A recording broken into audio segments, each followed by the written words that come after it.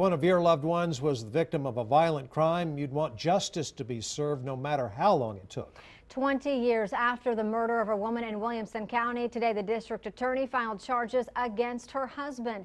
KXAN's Rob Scott shows us what led investigators to their suspect. It's a court document 2 decades in the making. This piece of paper brings charges to William Foster with his wife Donna's murder back in 1995. Well, time is always an issue with some of these cases. You worry about witnesses that have moved on or possibly died. In this case, compared to some of our cold cases that we've looked at, the case is still pretty much intact. Mark Brunner and his colleagues in the district attorney's office giving cold cases like this one another look. When they did, Brunner says they found evidence Foster drowned his wife in a hot tub. Donna's ex-husband and their children won a civil suit that found William liable for her death back in the mid-90s, but criminal charges never came. Then DA Ken Anderson declined to bring the case formally to the grand jury or to seek charges.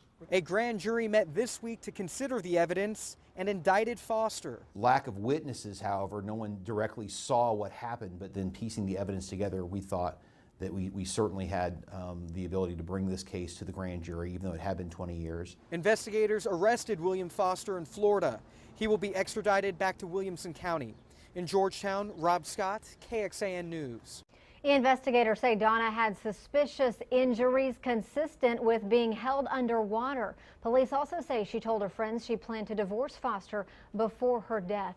And we checked Foster's criminal record. Outside of this new allegation, he was charged with an assault in 1991 in Williamson County.